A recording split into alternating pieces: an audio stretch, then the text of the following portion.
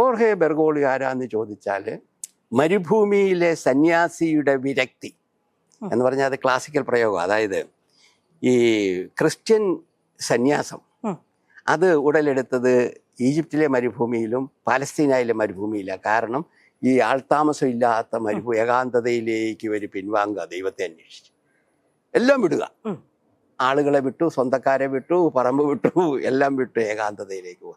അതാണ് മരുഭൂമിയിലെ സന്യാസിയുടെ വിരക്തി. അതോടൊപ്പം കർമ്മകുശലനായ രാഷ്ട്രീയക്കാരന്റെ കുബുദ്ധി, ഇത് രണ്ടും കൂടെ ഒരാളിൽ ചേർന്നാൽ അതാണ് ഹോർഹെ ബെർഗോളി. ഒരു ക്ലാസിക്കൽ സ്റ്റേറ്റ്മെന്റ് അത്. അതായത് ഈ പറയുന്ന സന്യാസിയുടെ നിർമ്മമത, ഡിറ്റാച്ച്മെന്റ്, അതോടൊപ്പം ഏറ്റവും ബുദ്ധിമാനായ രാഷ്ട്രീയക്കാരൻ്റെ കർമ്മകുശലത, ഇത് രണ്ടും കൂടെ ഒരാളിൽ.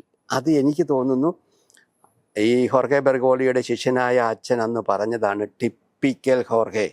ഇതയാൾ വിശുദ്ധനാന്ന് പറയുമ്പോഴും ഇയാളുടെ കടുത്ത കൂർമ്മ ബുദ്ധിയുണ്ട്. ഓരോ തീരുമാനത്തിലും പിന്നീട് ഇങ്ങോട്ട് മരിക്കുന്നത് വരെ ഇയാള് ഡിറ്റാച്ച്മെന്റും ലളിത ജീവിതവും കരുണയും സ്നേഹവും ഒക്കെ തന്നെയാണ് പോപ്പ് ഫ്രാൻസിസ്. പക്ഷെ അതോടൊപ്പം തന്നെ കടുത്ത ബുദ്ധി, അതും കർമ്മകുശലത, ഇനി ഒരാളും കൂടെ പറഞ്ഞാൽ കുടില ബുദ്ധി, ഇതും കയ്യിലിരിപ്പുണ്ട്.